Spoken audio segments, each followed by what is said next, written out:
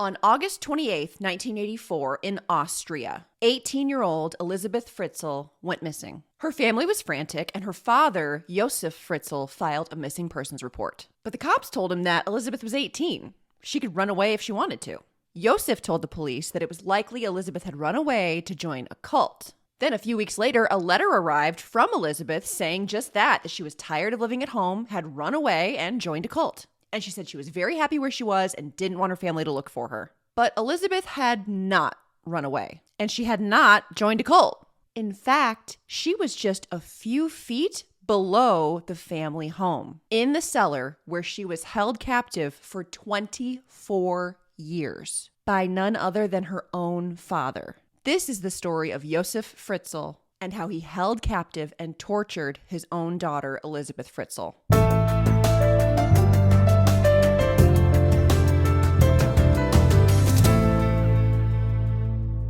If you're new here, my name is Elise, and today you're going to see Elise clean and talk about true crime. Welcome back to another episode of Cleaning and Crime. I love to listen to true crime while I clean and do my chores. So, because those are my two loves, I've merged the two. And every week I post a new motivating whole house cleaning video, while at the same time I sit in a little bubble and I tell you about a true crime case that's interesting to me. So, Cleaning and Crime.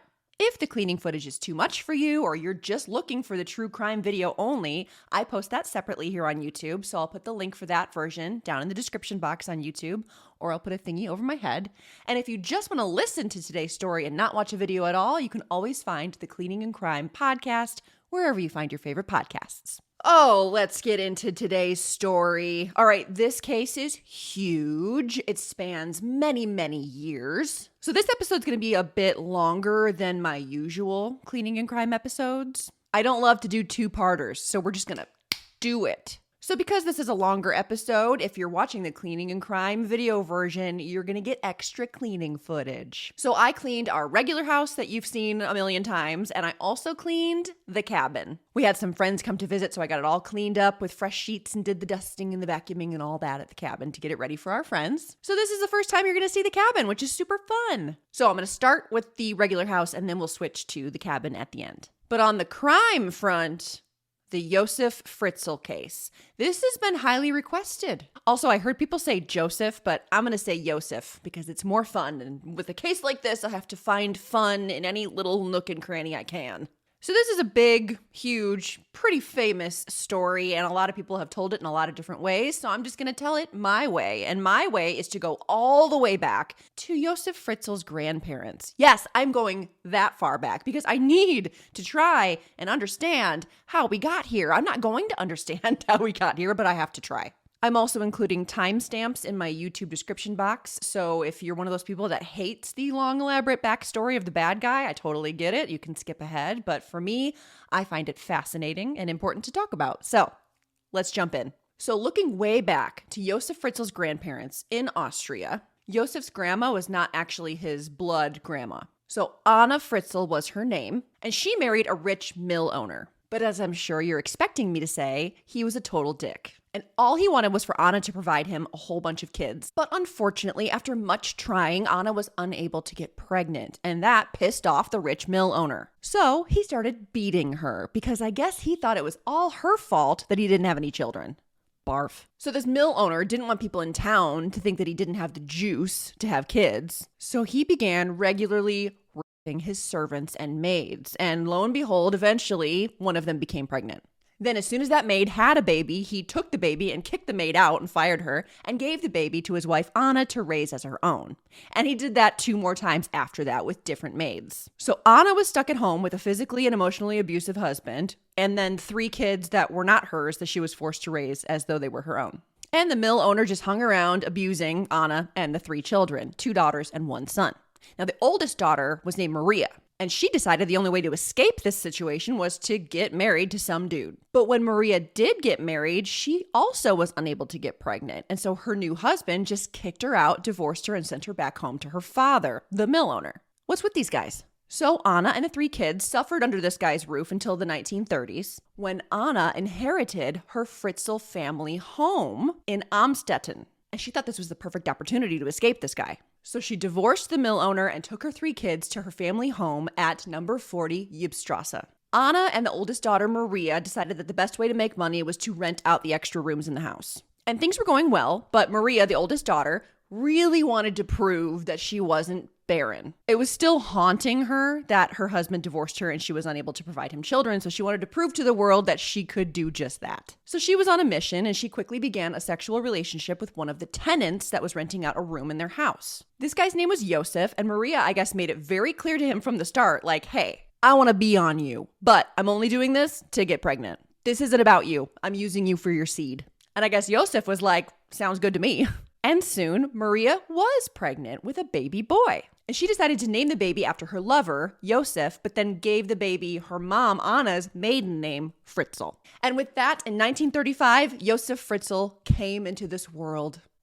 I wish he hadn't. Now, Maria wasn't even really excited to be a mom, and she called Josef her alibi baby. She just wanted to prove to her neighbors that she wasn't barren. Like, look, I did it.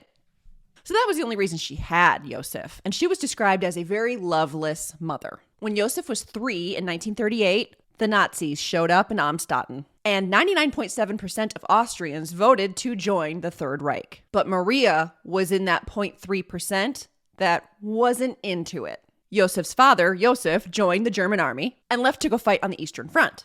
And then he was taken prisoner by the Russians, so he gone. Now, number 40 Yibstrasse was in Amstetten. I'm doing my best with these names. And Amstetten was a really important railway junction between Germany and Italy. And so Amstetten became a super hot spot to bomb. And it was bombed constantly. And in the first 6 months, Amstetten was bombed about 12,000 times. And so everybody in town was pretty used to hearing the bomb sirens constantly and having to run all the time to a bomb shelter or a bunker wherever they could find one. But not Maria. Maria was a stubborn one.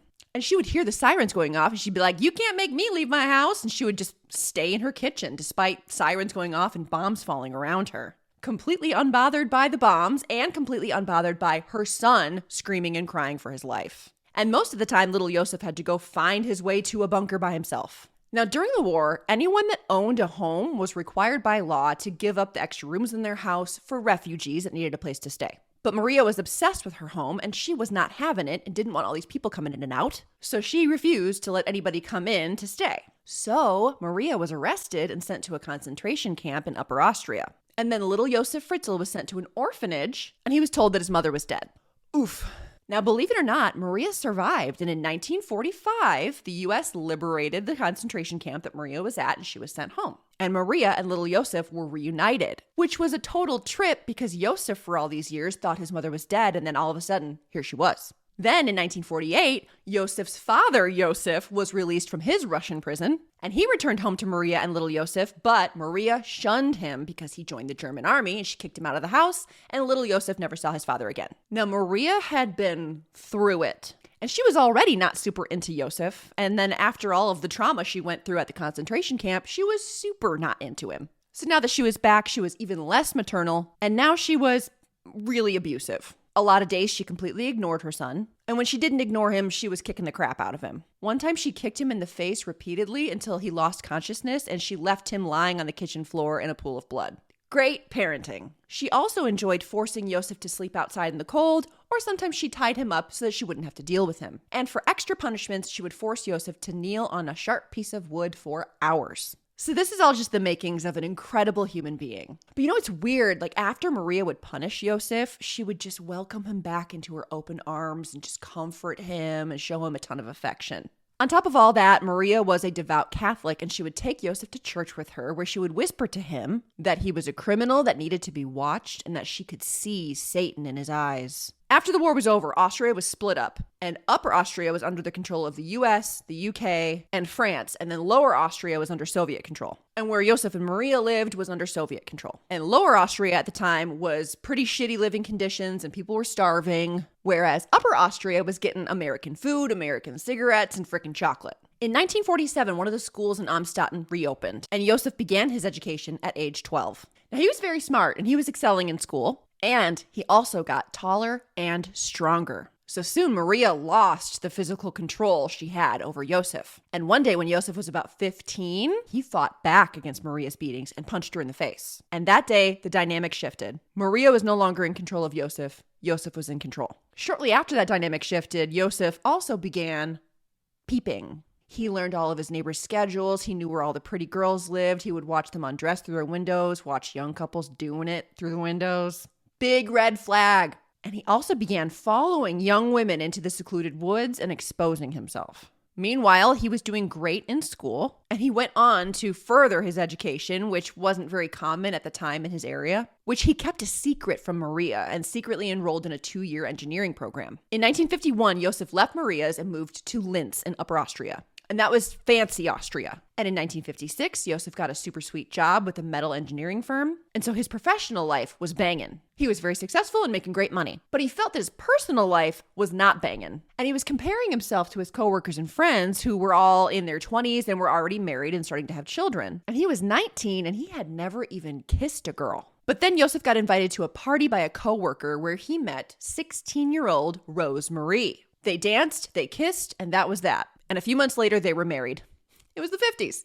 And the couple moved together to number 40 Ypstrasse in Amstetten. And while Rosemarie was living at number 40 Ypstrasse, during the week, Josef would go up to Linz in Upper Austria and stay with Rosemarie's parents so he can go to work. Then he would come home on the weekends and see his wife. In June 1957, Rosemarie gave birth to their first child, a baby girl, and then 3 years later, she gave birth to another baby girl. 5 years later, in 1963, she had a baby boy. By this point, Josef was super successful in his work. And the company that he worked for had gotten huge. And they promoted Josef, and they sent him to go oversee a project in Ghana for 18 months. So he just ditched his family and went to Ghana for a year and a half, and he did not visit. He did not even call or write a letter to his family. He just stayed in Ghana and hit all the brothels. And I guess he figured he was working and making a bunch of money, and that's all he needed to do for his family to love and respect him. But then when he came home, after 18 months of no freaking contact, his wife was pissy and his children didn't remember him. And they were scared of him. And he was pissed. And this is when Josef began taking after his mother and his grandfather before him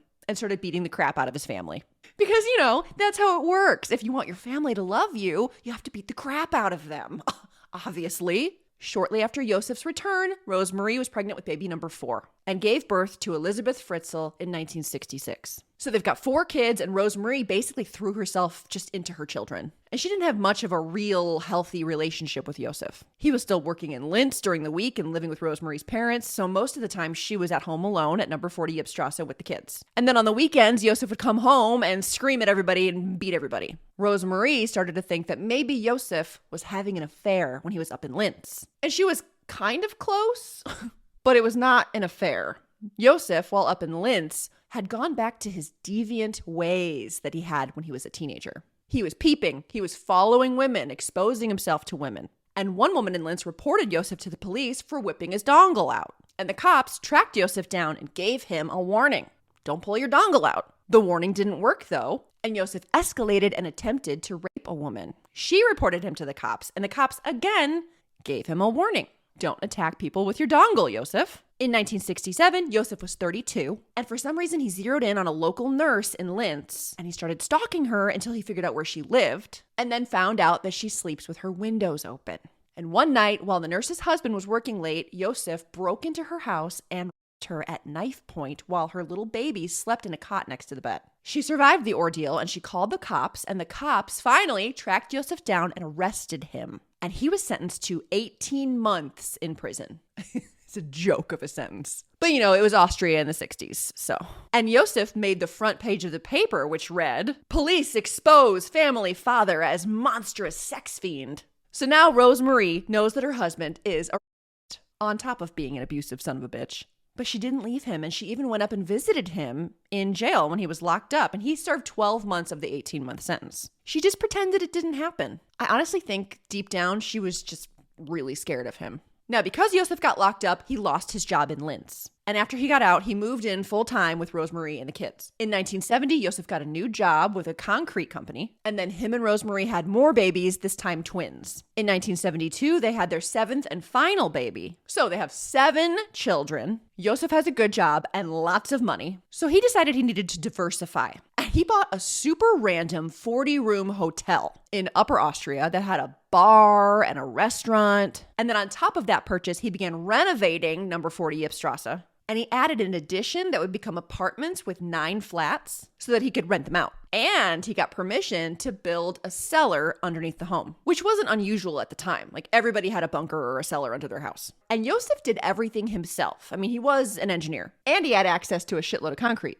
So Josef made Rosemarie and the kids run the hotel because he didn't want to pay for employees. And it took Josef 4 years to complete the apartment project. And over those 4 years, his abusiveness got worse. Even the children were begging Rosemarie to leave Josef, but she couldn't. She just raised the kids and ran the hotel and kept her head down. Then once the apartment project was done, Josef informed Rosemarie that he had built himself one entire floor in the apartment that was going to be all his own private living quarters, and that no one was allowed to go into his private living quarters, ever. Rosemarie was like, shit, yeah. Sounds great, fucking see ya. So number 40 Ypstrasse was home to Rosemarie and the kids. The apartment block connected to it was for tenants, and that contained an entire floor just for Josef. He's working at the concrete place, and then in Upper Austria, Rosemarie and the kids are running the hotel. Got it? Okay. And in his spare time, Josef kept building the cellar project. So Rosemarie was pretty happy because if Josef was busy working on his apartment crap, building his cellar, and busy working, there was no time to come home and beat everybody, you know? And the kids were happy about it too. They were just trying to grow up as quickly as possible so they could just move out. And then rapid fire, the 3 oldest kids grew up and moved out, with 4 kids remaining at home and helping run the hotel, the oldest of which was Elisabeth, who was now 11 years old. Elisabeth was the quiet kid, smack dab in the middle. And she learned to stay quiet because that pretty much made her invisible. But now that the 3 oldest were gone, Josef zeroed in on Elisabeth. And he saw a lot of himself in her. And he viewed that as some sort of weird, special connection. So it's 1977, and Josef began paying an unusual amount of attention to his 11-year-old daughter, Elisabeth. He was following her. He was spying on her. He demanded to know where she was at all times. And he began playing what he called practical jokes on Elisabeth. And by that, I mean he was sneaking pornographic magazines under her pillow. Really weird joke, Dad. And you guessed it, it wasn't long before Josef began sneaking into Elisabeth's bedroom at night, touching her inappropriately, and then he was doing disgusting things to himself in front of her as well. That escalated to every opportunity that he had to be alone with Elisabeth, he was touching her inappropriately, then he escalated to rape. And Josef would tell Elisabeth that the police were idiots, and that if she went to the police, they wouldn't believe her anyway, so she better just keep everything a secret. And if she didn't, he'd have to kill her. And this is so awful, but it didn't matter how awful these attacks were on Elisabeth. Josef said that it was an itch that he just couldn't seem to scratch. And that makes me want to hurl. And this abuse went on for years. Josef had finished his apartment project and it was making great money. So he was just spending all of his free time working in his cellar and his daughter. Feeling confident that he had Elisabeth completely under his control, he sent her away to a gastronomy and tourism course because she had just finished up secondary school. And he sent her there because it would help out at the hotel. But he didn't really want to send Elisabeth away, but he also didn't want to pay for employees. So he needed to train up the kids. Elisabeth had no interest in the field, but she was happy to get away from her abusive father. So she went, and she was a teenager at this point. While she was there, she made friends with a girl named Brigitte, who also had a very tough home life, and they bonded over that. And after getting close with Brigitte, Elisabeth actually confided in her and told her everything that was going on at home. But after the course wrapped up, Elisabeth went back to her family and back to her abusive father, and the sexual abuse started right up again. But Elisabeth remained close with Brigitte, and they continued writing to each other. And over letters, they both decided they were both fed up, and they decided to run away together to Vienna. Now, Josef worked hard finishing his cellar project, and on the day he was like, wow, I think I'm pretty much done down here. Rosemarie came to him and informed him that 16-year-old Elisabeth had not returned home. She was missing. Josef, big shock, was a total creeper and had been reading Elisabeth's mail for years. So it's likely that Josef had read the letters between her and Brigitte. So he may have known Vienna was the goal, and he probably did because he sent his oldest son, Harold, to go to Vienna and look for Elisabeth. But after 5 days of looking, he didn't find her. So Josef went to the police and filed a missing persons report. Then Elisabeth's picture was all over the papers with the caption, "Have you seen me?" Meanwhile, 16-year-old Elisabeth was living it up with her friend Brigitte in Vienna, partying, drinking, smoking cigarettes, smoking pot. And they were staying with a friend of Brigitte streets in Vienna. And one particular party got too loud, and they got a bunch of noise complaints, and the cops crashed the party. And unfortunately for Elisabeth, the cops that showed up very diligently checked the identification of everyone at the party, and Elisabeth was discovered, and Josef was called to come pick her up. The freedom was over, and Josef and Elisabeth drove back to Amstetten in silence. After they got home, Josef realized that if Elisabeth was brazen enough to run away, she probably had the balls to tell someone about the sexual abuse. So he didn't touch her after that for 2 years. So Elisabeth's feeling pretty great. Like, she was thinking she defeated Josef and he was going to leave her alone forever now. So she had a new sense of confidence. But for those 2 years, Josef decided to keep tinkering with his cellar. It was a dark, windowless crypt, but over those 2 years, he added fluorescent lighting to the many interconnecting rooms. He added locks to the doors that only Josef had the keys for. And for some reason, he wasn't sure why yet, he decided to add 2 more rooms to the project. And he also added a small secret door hidden by a shelf on hinges that was in his office/workshop. So if you moved that shelf and crawled through that doorway, you would have access to the basement project. And if anybody asked Josef what the basement project even was, he would simply tell everyone, "Oh, it's a nuclear bunker." And everyone's like, "Oh, okay." Because it was the Cold War. It was Austria. Everybody had a nuclear bunker. Elisabeth kept her head down and planned her final escape from her father's home. And I mean, it was 2 years of him not touching her, so she really believed that her father had lost interest in her. He was busy working in the basement, and she didn't give a shit what he was working on as long as he was away from her. Then when Elisabeth was 18, she informed Josef that she would be leaving his house to go live with her older sister in Linz. Bye, bitch. But Josef was enraged. He exploded. She had never seen him explode the way he exploded. Red in the face, swearing, screaming, accusing her of being a drug addict, rambling, barely coherent. But Elisabeth just stood there and she was just like, "Whatever you say, I'm fucking leaving." But about a week before she was supposed to move to Linz, on August 29th, 1984, Josef and Elisabeth were home alone. And Josef asked Elisabeth for help carrying a super heavy door down into the cellar. Now, nobody had ever seen the cellar, so Elisabeth was pretty curious. So she helped Josef carry this big door down into the cellar. Once they got the door taken care of, Josef told her, "Actually, there is something I want to talk to you about. So sit down in my workshop. I got to grab something. I'll be right back. And we'll talk." So she's sitting there waiting, thinking about how she's only got a few more days, just a few more days of living this nightmare with this nightmare father. But sadly, the nightmare was just beginning. And the next thing Elisabeth knew, a hand was reaching around her face and a chemical-soaked rag was placed over her mouth and nose. And Elisabeth was out cold in seconds. When Elisabeth woke up, she was still dizzy from inhaling chloroform, and she was in a dark, cold, damp room. It smelled like mildew. Her hands were chained behind her back. As her eyes adjusted, she saw a TV and VCR, a small toilet, a washing basin, and a small stove in the room with her. She was sitting on a king-size bed that had sheets and pillows, and she felt a ball gag around her neck. And she saw that there was a door at the end of the room that was still open, but she couldn't get up and get to it because she was chained. And the chain was connected to a metal bedpost that went down into the concrete ground. Then, seemingly out of nowhere, Josef was right next to her. And he was tightening her chains, not even looking at her, not speaking to her. She just froze and looked up at him. And he said, quote, "The pitcher that goes to the well too often gets broken," end quote. And then he just left her there for 24 hours. And she just laid there realizing her own father had just freaking locked her in a cellar. And it wasn't a nuclear bomb shelter down there. It was a prison that he had spent years preparing for her.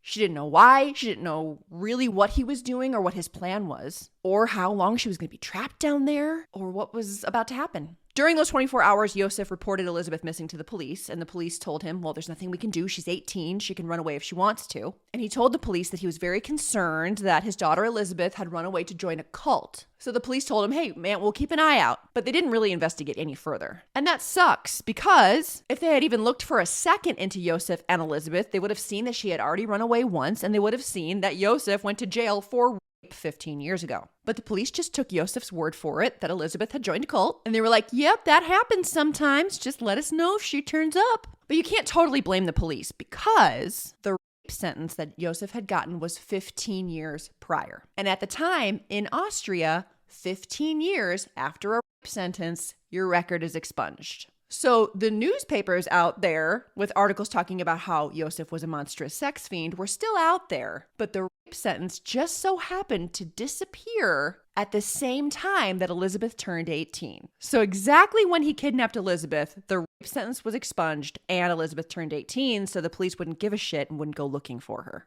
Coincidence? Some believe he planned it that way. Like he didn't touch Elisabeth for those 2 years between 16 and 18. And he didn't kidnap her until after she was 18 and after his record was gone. I mean, day 2, Josef went down to the cellar into Elisabeth's cell and brought a large bowl in case she needed to answer the call of nature. I don't know what he thought she'd been doing for the past day. There was a toilet, but she couldn't get to it because she was chained up. Probably would have been nice to have that bowl yesterday, asshole. Then he unchained Elisabeth and replaced that chain with an even bigger chain, but this one wrapped around her waist. Then he slapped her across the face. And he hit her, and he punched her, and he kicked her repeatedly. And the beating went on for about 40 minutes. And he told her, nobody can hear you scream, and you can't get out of here. Then he raped her. Then he left her in the cellar to go about his day. And then later that same day, he came back again and raped her for a second time that day. And both attacks lasted for about 4 hours. And both times, he didn't say a fucking word to her. And that happened every day for months and months. Twice daily attacks. And he would tell her, quote, if you do not do as I say, your treatment will get worse and you will not escape from this cellar anyway, end quote. She fought him every single time he showed up. But she was chained up and she was malnourished and she was trapped. So Josef would spend hours down there in that cellar. And he would eat breakfast and dinner with his upstairs family like nothing was going on down in the nightmare cellar. And he would sit there eating dinner, having conversations with Rosemarie about how they just couldn't believe that Elisabeth would run away like this. I just can't believe that she would run off and join a cult. And Rosemarie brought up Elisabeth every day at dinner for a month. And Josef was like, well, I have to do something to get her to stop bringing it up. And then a letter shows up, which Josef forced Elisabeth to write. And then he drove 100 miles away to drop it off in a mailbox so that he wouldn't be suspected. And the letter confirmed that indeed Elisabeth had run away to join a cult and that she was very happy and that she didn't want her family to look for her. Josef showed the letter to Rosemarie and to the police. And the police just said, well, there's your proof. You were right, Josef. I seriously can't wrap my head around this shit. Why'd you guys make me cover this case? Not long into Elisabeth's imprisonment, Josef began using that TV and VCR that was down there in the cell to force her to watch pornographic videos. And he also brought sex toys and whips down there. And Elisabeth continued to fight him every time he showed up for months and months. And to punish her, Josef would starve her. And he left her naked and alone, chained up in the cellar. Now, let me tell you a little bit more about this cellar. There was no heat. There was no ventilation. It was damp, mildewy, like the walls were dripping. It smelled fucking awful. And in the winter, the room would be slimy and wet. And it would get down to -10 degrees Celsius or 50 degrees Fahrenheit. And she would just be left there desperately trying to wrap up in a sheet to keep warm. She was just stuck there naked and starving. So Josef had this study/workshop, and a shelf hid the door into the cellar. So you open the shelf on hinges and you have to crawl through this small door. Then you went into a room full of shelves, like storage. And then you went through long hallways. The doors were all varying sizes. Some you had to crawl through, some you could walk through. The ceilings in each little room were at different heights. Very disorienting. And the cellar was only 380 square feet. And there were like 8 locked doors between the regular house and Elisabeth. Later, he expanded the cellar and added more rooms, but we'll get to that later. And for Christmas that first year, the family ate a lovely meal in front of the fire and talked about how selfish it was that Elisabeth didn't even call home to say Merry Christmas, while Elisabeth was actually chained up just a few feet away from them, trying to wrap herself in a dirty sheet to stay warm. It's horrifying. Spring 1985, 7 or 8 months into captivity. Josef decided that the big chain was getting in his way. It was cramping his style. So instead, he removed the chain and installed a gigantic metal door with a combination lock that only Josef knew the combination for, of course. And he added a shit ton more manual locks to the door, just for good measure. And he told Elisabeth that the door was rigged, and if she tried to open it, she would be electrocuted and gassed to death. That's something I hear about in a lot of these long-term kidnapping cases. Like, not only are these victims legitimately locked up, But their captors always seem to add in that psychological aspect to their entrapment too. Like if you try to go out there, something even worse is going to happen to you. Like the Colleen Stan case, the girl in the box with being threatened with the company that would come and kill her and her family if she tried to escape. It's so fucking scary. In August 1986, 1 year in, Elisabeth woke up and said, oh shit. She felt different. Her body felt different. And then when her period failed to come, she realized she was pregnant. She tried to keep it a secret from Josef, but one day he came down there and said that he knew she was pregnant because her temperature was higher than normal. Barf. And he said to her, quote, you should be happy. I've given you the gift of a child. End quote. I'm filled with rage. But 10 weeks into the pregnancy, Elisabeth miscarried, alone and terrified in the cellar. Elisabeth luckily survived with no medical care, but later she said that that experience changed her life forever. Her second winter in the cellar came, and this winter brought a shitload of rats.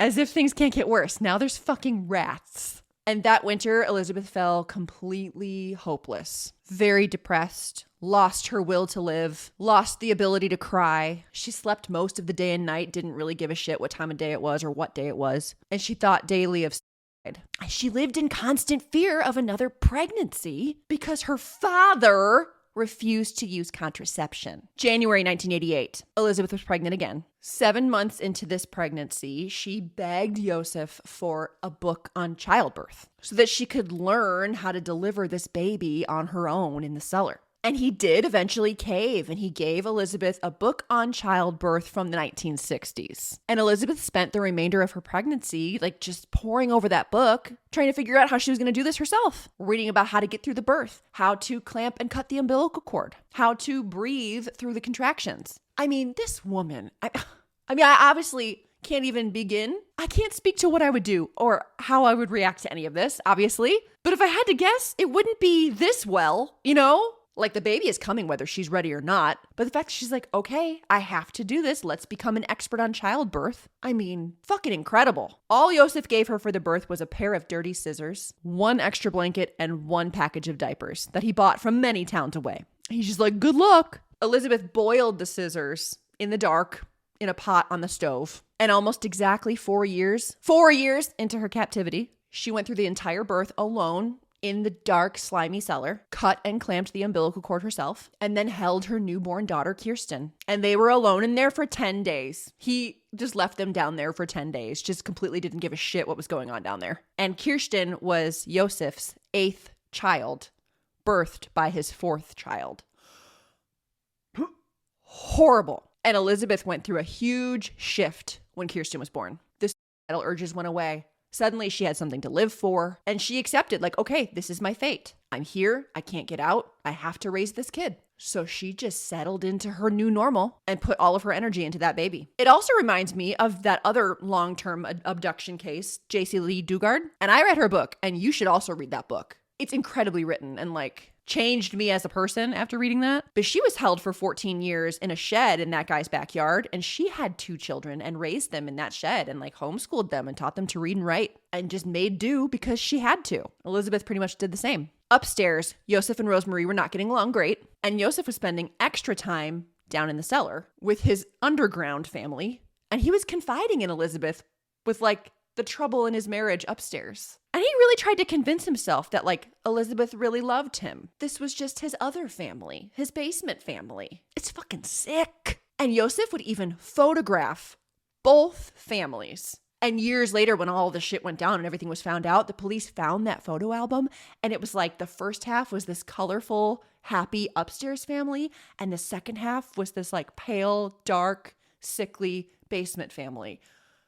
It's so horrifying. I've never heard of anything so crazy. And police found that photo album and they were like, what the fuck? Anyway, 1989. Just before Kirsten turned 1, Elisabeth fell pregnant again. This time she gave birth to a boy named Stefan, and he was also born with no medical help in the cellar, with a toddler just hanging out while she gave birth to her second child in this prison. 2 years later, 1992, Elisabeth gave birth to another child, a daughter named Lisa. And Lisa was born healthy, but 8 months after she was born, she began crying and would not stop crying. Elisabeth was worried about what Josef would do because he had already punched Stefan in the face for being too noisy when he was 2. And now she's got this helpless baby screaming and crying, and she was worried about what Josef would do about it. But eventually Elisabeth wore Josef down, and she begged him to take Lisa for medical care. So instead of being a good person and just taking the baby straight to the hospital, instead he put her in a cardboard box and under cover of darkness just left her on his own doorstep. And he forced Elisabeth to write another letter saying, hey, still at the cult, but now I have this baby and I can't care for her, so now you need to. Elisabeth's 10-year-old sister, Doris, found the baby and brought her inside. And Doris is like the baby's sister and aunt. Anyway, she brings the baby in. Josef takes her straight to Children's Services. He showed them the letter and the baby. And he's like, this is my granddaughter. And you should confirm that this is Elisabeth's daughter by having the handwriting on this letter analyzed. And Children's Services was like, that sounds like a great idea.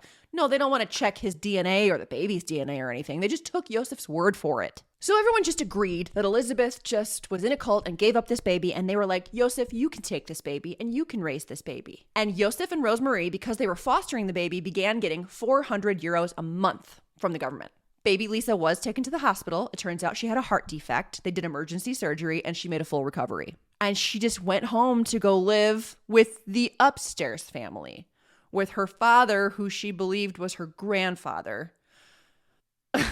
In December 1994, another baby was left on the doorstep of number 40 Ypstrasse because that plan had worked so well 2 years prior. And Rosemarie found this baby on the porch. Luckily, she found her quickly because it was December. This baby also had another letter written by Elisabeth explaining that this baby's name was Monica and that, again, Elisabeth was unable to care for this baby, so you have to do it. As soon as Rosemarie brought the baby inside, her phone started ringing. And when she answered it, it was a pre-recorded message from Elisabeth, verbally explaining the same stuff that was in the letter. And Rosemarie was pretty weirded out because Josef had just recently changed their phone number and they hadn't given the number out yet. So only Josef and Rosemarie knew the new number. So she was like, how did Elisabeth know our new number? Oh well. I personally don't think Rosemarie knew what was really going on. I think she really was just so beaten down and afraid of Josef that she was just kind of trained to not question things, you know? So Josef and Rosemarie took baby Monica in. They got another 400 euros tacked on to their monthly assistance. And nobody questioned how Elisabeth was able to just walk out of a cult and drop off 2 different babies onto their doorstep and not be seen. Josef knew it was only a matter of time before Elisabeth became pregnant again. Which makes me want to just barf. So he expanded the cellar.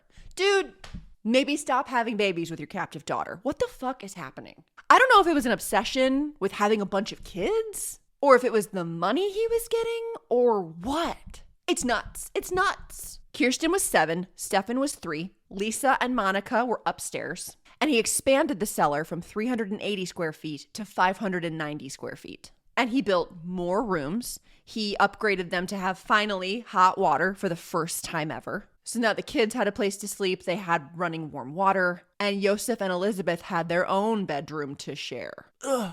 And they got wall lights. They got a dining table and chairs. They got a fridge. But it was still a wet, stinky, nasty, horrible cellar. It's awful. And the kids, having never seen daylight ever or breathed fresh air, were sick all the time. Constant flu symptoms, even seizures sometimes. But Josef could only be bothered to give them an aspirin once in a while and be like, you'll be fine. Sometimes Josef would bring Lisa and Monica down to visit the basement family and visit with their real mother and their siblings. But then when Lisa started talking, he had to stop because he couldn't have Lisa babble to the upstairs family that there was a basement family. And Elisabeth told him to stop bringing Monica too, as much as it hurt her, because it was way too difficult for Kirsten and Stefan to see their 2 siblings get to go upstairs when they couldn't.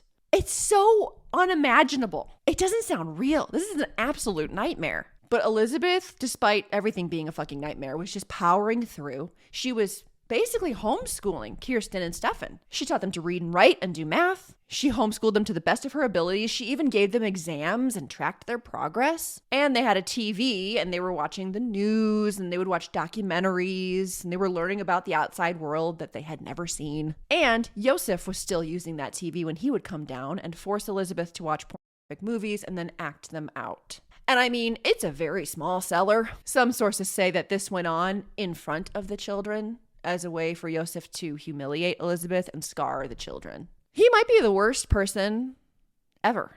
Josef was feeding the downstairs family in secret. He would drive way out of town. He would buy groceries that were mostly shelf stable, and then he would sneak it down there at night. And Elisabeth was cooking 3 meals a day for her family. And for the holidays, Elisabeth would make decorations out of paper. And if she could convince Josef to go buy the ingredients, she would make the kids birthday cakes on their birthdays. She was just trying to maintain a routine, a schedule, make things as normal as she possibly could in her situation. But the kids hated it when their father would join them because he was scary as fuck. And he was abusive and he screamed all the time. And he was abusing Elisabeth and beating her and hitting the children. And he would ruin Christmas by coming downstairs dressed like Krampus just to make things worse.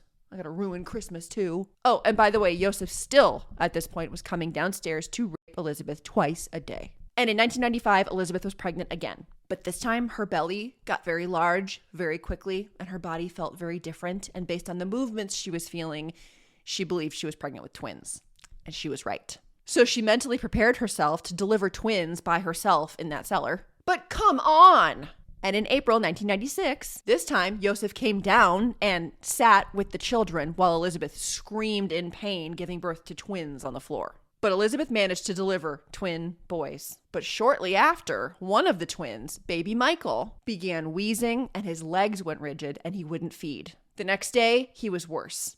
So Elisabeth begged Josef to get her son medical care. But for whatever reason, this time Josef said no and told her, whatever will be, will be. And then he just left her down there with the sick baby and all the other children to go up and be with his upstairs family. And on May 1st, 1996, baby Michael passed away. And Elisabeth held her baby's body wrapped in a blanket for 24 hours, waiting for Josef to come back and help her. But when Josef finally showed up, he took the baby's body and incinerated it. And he said to her, quote, maybe he would have been disabled. Who knows? Maybe this was a good thing, end quote. And then he left again. I mean, talk about a heartless monster. August 1997, another baby was found on Josef and Rosemarie's doorstep. Alexander, the surviving twin. He was 15 months old, and he was again taken in by the upstairs family, and everybody would comment on Alexander's hair and his appearance and how he looked just like his grandfather. Ugh. In 2002, Elisabeth gave birth to her 7th child, a little boy named Felix. And Josef was 71 years old at this point. So Josef had 7 children in his upstairs family. And then he had 7 children with his daughter down in the basement family. By this point, Kirsten was 14, Stefan was 12, and Josef was starting to be threatened by his downstairs family. They were getting big enough that they could, start to fight back and try to get out. They were going to be adults soon, Like, what the fuck are you planning to do, my dude? So he was trying to figure out how he could integrate his basement family into the real world upstairs. Plus, Felix, the youngest, he was Josef's favorite. He thought Felix was awesome, and he wanted to raise Felix to be his, protege, to take over all the family businesses, to keep Josef's legacy alive. So he wanted him to go to good schools and be raised in the upstairs real world. He wanted to give Felix the best life ever. Okay, asshole. So Josef started buying a bunch of property, and he was going to start new businesses, and he was going to give everyone in his basement family jobs. And he'd be like, oh, look, my cult daughter came home and brought all of her children, and I took them in and gave them all jobs because I'm an amazing person. And he was so confident that Elisabeth was totally under his control and that she would go along with the storyline. In 2007, Josef evicted all of the tenants in his apartments. And he informed them all that his daughter and her children were coming home and they were going to need to live in those apartments. So you all need to get out. And as soon as they were out, he knocked down interior walls and turned the apartment complex into a big family home. And he was just going to move Elisabeth and the kids up into that. Josef then had Elisabeth write yet another letter, this time saying, I'm ready to come home from my cult, so I'm coming home with my children. Get ready. So Josef planned to bring the basement family up halfway through 2008. But in March 2008, Kirsten got really, really sick. She was now 19 years old, and she came down with this sickness that was like a raging fever, cold sweats, coughing, and losing consciousness. Josef thought she would just get better with a little aspirin, but she didn't, and then she began having seizures. So Elisabeth started begging him to save Kirsten's life and take her for medical care. So Josef's like, okay, I guess I have to pull the trigger on my plans early. And in April 2008, Rosemarie was out of town on a vacay in Italy, so he took advantage of her being gone and brought them up. Josef and Elisabeth carried Kirsten's unconscious body upstairs and put her in Josef's bed. It was the first time Kirsten had been upstairs in her 19 years of life, and Elisabeth hadn't been upstairs in 24 years. But all she could think about was her sick daughter and her 2 sons that were cowering in fear in the cellar alone for the first time ever. So she made Josef promise to get Kirsten to the hospital, and then she ran back downstairs to be with her sons. And it took an hour and a half, but Josef got Kirsten to the hospital. Why did he wait? I don't know. He's a dick, I guess. Some sources say she was taken by ambulance. Some sources say Josef drove her himself. Some sources say that him and Elisabeth put Kirsten in his car and he just let her sit in there for a while before taking her. I guess that's not really important, but he did get her to the hospital. He told the hospital staff that this was his granddaughter that he had never seen before in his life, and she just showed up sick. And the hospital staff was totally shocked because this girl did not look 19. She looked more like his daughter, not his granddaughter. She only had a few teeth left. They were mostly rotted out of her head. She was incredibly pale and thin. She had like a bunch of white hair. She did not look 19. But they got to work running tests. Josef left, ran down to Elisabeth, had her write another letter, this time describing Kirsten's symptoms. And when he got back to the hospital, Josef was ambushed by Kirsten's doctor, demanding to know, like, what the heck happened to this girl? Kirsten was in a medically induced coma. She was experiencing kidney failure and a slew of other illnesses due to a severe vitamin D deficiency. But Josef didn't give the doctor any helpful information and just gave him the letter that Elisabeth had written. Because if he told the doctor the truth, straight to jail, the fantasy's over. The doctor got a super weird vibe from Josef and his weird cult story, and how he was like, well, I've never seen this girl before, but I'm confident she's my granddaughter. It was all very strange, but at the time, the doctor was just focused on saving this girl's life. But 3 days later, when things had calmed down a little and Kirsten was sort of stabilized in her coma,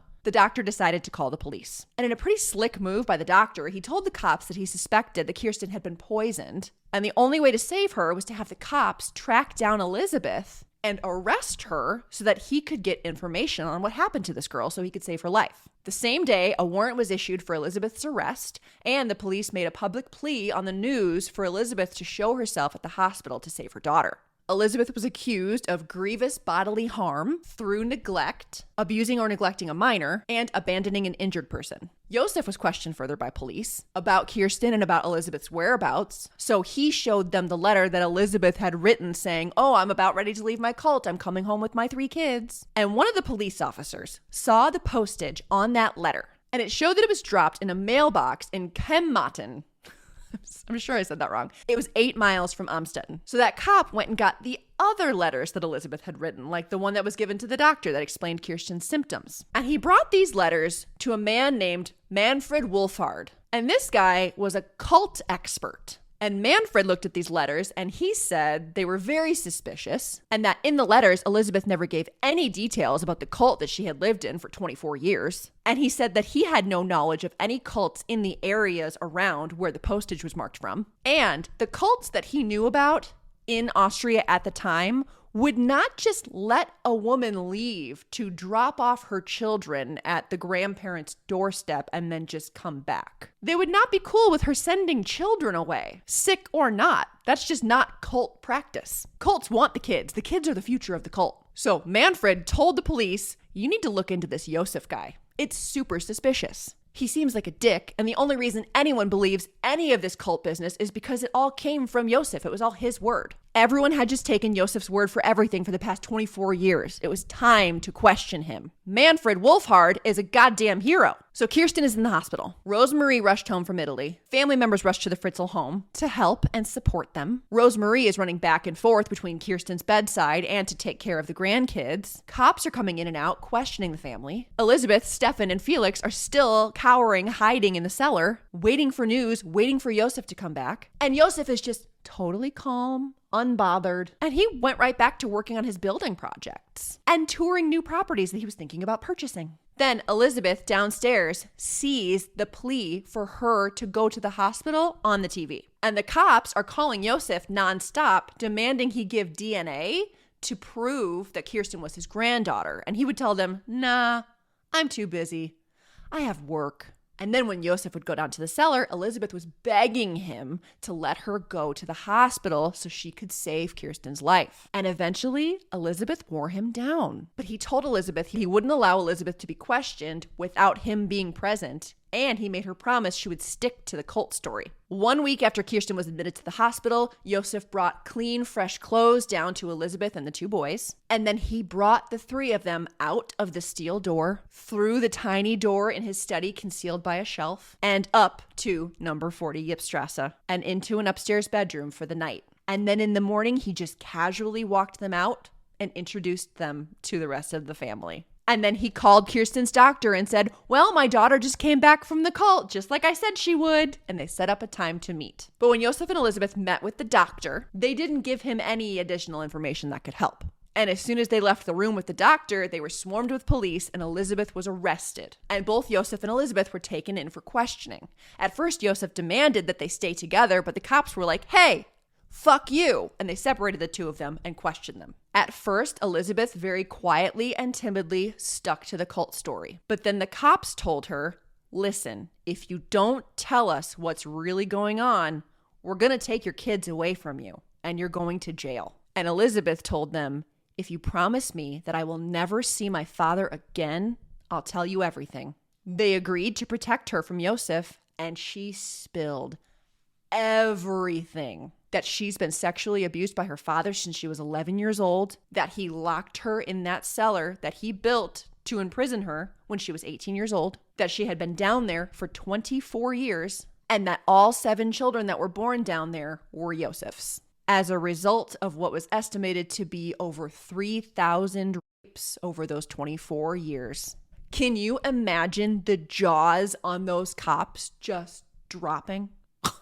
And they believed that at least something insane had gone on because Elisabeth looked old as hell too. She had no teeth left. She was incredibly frail and pale. She had white hair. She looked more like a grandma, and she was only 41. It's fucked. So then the cops went next door and arrested Josef. One of the cops went to the Fritzl home and picked up Stefan and Felix. And the detective said he was very overwhelmed watching Felix and Stefan walking outside for the first time ever. Stefan was amazed by the streetlights, and then he pointed at the moon and asked, is that where God lives? The next day, they collected DNA from Josef Fritzl. Media swarmed the Fritzl home, and teams of investigators were pouring over number 40 Ypstrasse. But they weren't able to get into the locked cellar. Luckily, Elisabeth, Rosemarie, and the children were all being cared for in a psychiatric and medical facility. And they were shielded from the cameras and the press going crazy for them. And things were going okay at first, but eventually Elisabeth became very upset watching Lisa, Monica, and Alexander call Rosemarie mama. And she asked Rosemarie to leave. After Josef had been arrested, he gave up the codes to the electronic locks. And investigators went in, and what they found was obviously shocking. And the air in the cellar was so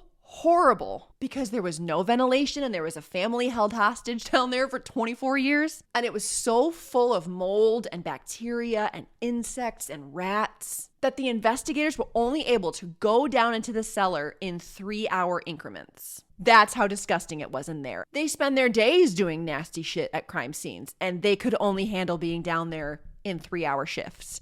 And that family lived down there for over 2 decades. Not only did they find the terrible living conditions, but they also found a whole bunch of sex toys, handcuffs, whips, photographs of unknown naked young girls and women, Rohypnol tablets, some typed smutty stories, presumably written by Josef, that were like erotic stories about a widow's sexual experiences with dogs and weird shit. They found a weird story that was written that was called Imaginary Conversations Between a Whore and a Slave. His words. And they also found a photocopy of a journal that a female tenant had written. So she lived in Josef apartments. So presumably Josef had broken in to her unit and stolen her journal and photocopied it because he's a freaking creeper. I mean, they found so much stuff. There's so much more. They found so much horrible stuff. When Josef was questioned about why the fuck he did this, and they're like, what the fuck is wrong with you? He said, quote, I'm no monster. Kirsten would be dead if it weren't for me. I'm the one that got her to the hospital. I could have killed them all. End quote. What a great guy. He also said that the only reason that he imprisoned Elisabeth was because she was a drug addict and he needed to protect her from herself. Well, isn't she lucky? And when he was pressed about why he raped his own daughter, he claimed that she had come on to him, and he claimed that their relationship was completely consensual. No. He also said that Elisabeth never complained, even when her teeth fell out one by one, and she had chronic pain, and she couldn't sleep, but she never complained. He may have forced her to live in the basement, but everything else was consensual. He showed no remorse. He took no accountability. He blamed Elisabeth, and he even said that the reason he didn't use condoms or any contraception was because Elisabeth wouldn't let him, because she would have felt less. Number 1, he's the absolute worst. Number 2, what woman has ever fucking said that? And number 3, fuck off. Okay, so listen, they had the cellar and all the evidence. They had Elisabeth's side of the story. They had all these freaking kids as a result of incest. They knew Josef was a piece of shit. They knew he was super guilty, open and shut. But the prosecutors just needed to make sure that they put Josef away for as long as possible, right? But at the time in Austria, there was only a 1-year sentence associated with incest, only a 15-year sentence for rape. And there was a super old slavery law on the books, but even that was only a 20-year sentence. But a neonatologist was able to prove that the twin, baby Michael, the one that died and Josef incinerated in the oven, they were able to confirm that Michael could have been saved had Josef taken him to the hospital. So they were able to charge him with murder. I don't care what the charges are. I love that they were just like, we'll tack on whatever we can to get him locked up for as long as possible. And in November 2009, Josef Fritzl was officially charged with murder of baby Michael, slavery, rape, deprivation of liberty, coercion, and incest. Josef at trial denied everything until they played Elisabeth's videotaped testimony to the court in front of Josef. And something in him broke, I guess. And he cried like a baby. And then the next day he confessed to everything. He said watching Elisabeth's video made him realize how cruel he had been to her. But even after confessing, he still believed that he was going to get a really small prison sentence and that he was going to be able to just go home and live the rest of his life out with his family. And he was just going to get to live out his days with his wonderful wife, Rosemarie. Like, dude, be for real. He was found guilty of all charges and he was sentenced to life in prison plus 51 years. And he's at a high security psychiatric prison in Krems, and he remains there to this day. There were talks of moving him to a regular prison for the rest of his sentence, but as of this recording, that hasn't happened yet. Josef wrote 2 books from prison, because of course he did. The first in 2011 called I'm No Monster. Ew. And more recently, he wrote a book with his lawyer called The Abysses of Josef F. A look into his sick mind, I guess. And he's pushing 90 now, but he's still like, I can't believe that my wife, Rosemarie, just disappeared. I can't believe she cut off all contact. That's so weird. Well, I can't wait to be free and reunited with my family. I can't wait to experience freedom again. Like, dude, what the fuck is wrong with you? How delusional can you be? Hopefully he dies soon. Elisabeth Fritzl is now in her late 50s. And her and her children are given new names, new identities, and they live in the Austrian countryside, and they have never given interviews, living their lives in private. And I hope that they can find some peace and happiness without Josef Fritzl in their lives. The village that they live in is secret and protected. It's known as Village X, and it's constantly under security surveillance. And if any stranger even approaches the village, they get arrested. Many people believe that Elisabeth survived because of her children. Like, they gave her a reason to live. And she threw herself into desperately trying to teach them and create some sort of normalcy. Without them, it would have been difficult or impossible to survive what she went through. But I think we can all agree that Elisabeth is a very strong, incredible woman and that Josef Fritzl is a rotten piece of garbage, and he's a waste of space and resources. And I hope Elisabeth and her children, wherever they are able to have a happy, healthy life without him. And that is the end of today's true crime story, and it is a doozy. Let's all take a deep breath. In case you missed it, I offer both the cleaning and crime version of every story and the crime-only version of every story and the podcast version of every story. So choose whichever medium you find best for you. And be sure to check out the Instagram post that goes along with this episode. So in case you're listening to the podcast version, you can go there to see the photos that I included in this video. Just so you know, I am off on yet another vacation. I told you this summer is completely crazy. I am headed to Florida to visit my sister. So I will be back with a new episode in 2 weeks. So my next episode will be on August 7th. I hope you are all having an amazing summer. If you liked today's story, give me a like. Comment, let me know what you think of this story. I know it's an insane one. And also feel free to leave me a comment if you have a case you would like to recommend that I cover. Thank you so much for watching today's video, and I will see you guys next time. Bye.